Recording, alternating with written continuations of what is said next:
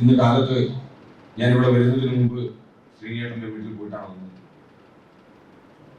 ഏതൊരു ആദർശത്തെ മുറുകെ പിടിച്ചതിന് വേണ്ടിയാണോ ശ്രീനിയേട്ടന്റെ ജീവൻ നഷ്ടപ്പെടേണ്ടി വന്നത്? ഏതൊരു ആദർശത്തെ മുറുകെ പിടിച്ചതിന് വേണ്ടിയിട്ടാണോ സഞ്ജിത്തിന്റെ ജീവൻ നഷ്ടപ്പെടേണ്ടി വന്നത്? ഏതൊരു ആദർശത്തെ മുറുകെ പിടിച്ചതിന് വേണ്ടിയിട്ടാണോ ഞങ്ങളുടെ സഹപ്രവർത്തകൻ അരുൺകുമാറിന്റെ ജീവൻ നഷ്ടപ്പെടേണ്ടി വന്നത്?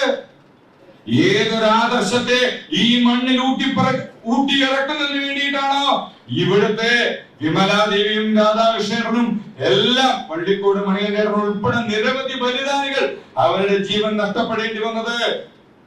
എന്ത് വില കൊടുത്തും ഏതൊക്കെ പ്രതിസന്ധികളെ തരണം ചെയ്തുകൊണ്ടും ആ ആദർശത്തെ പാലക്കാടിന്റെ മണ്ണിൽ ആഴ്ന്നിറക്കുന്നതിന് വേണ്ടിയിട്ട് അമ്പര ചുംബികളായ പാലക്കാടൻ കോട്ടകളെ സാക്ഷി നിർത്തിക്കൊണ്ട് പറയുന്നു, വീര കണ്ണകിയുടെ പിന്തലമുറക്കാർ എന്ന രീതിയിൽ ഞാൻ പറയുന്നു, ഇവിടെ ഈ മണ്ണിൽ പാലക്കാടിന്റെ മണ്ണിൽ ഈ കാവി പതാക, കുങ്കുമഹരിത പതാക ഇവിടുത്തെ മുഴുവൻ ബൂത്തുകളിലും എത്തിച്ചുകൊണ്ട് മുഴുവൻ ബൂത്തുകളിലും ഭാരതീയ ജനതാ പാർട്ടിയുടെ വിജയം എത്തിക്കുന്നതിന് വേണ്ടി കേരളത്തിന്റെ മണ്ണിൽ മറ്റു സംസ്ഥാനങ്ങളിലെ വിയർപ്പ് ചിന്തിക്കൊണ്ട് പാർട്ടിയെ വളർത്തുന്ന സമയത്ത് കേരളത്തിലെ പ്രവർത്തകർ വിയർപ്പിനോടൊപ്പം ചോര ചിന്തി കൂടിയാണ് ഈ പാർട്ടിയെ വളർത്തുന്നത്.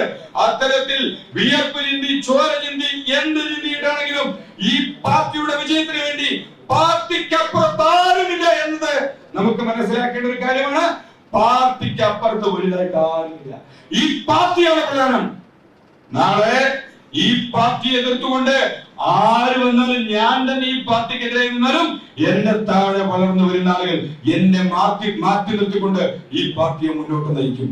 അതുകൊണ്ട് ഒറ്റ ചിന്തയോടുകൂടി നമുക്ക് ഒറ്റക്കെട്ടായി നമുക്ക് മുന്നോട്ട് പോകണം.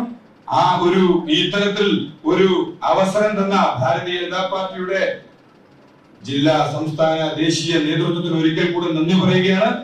Youth can lead, youth can rule.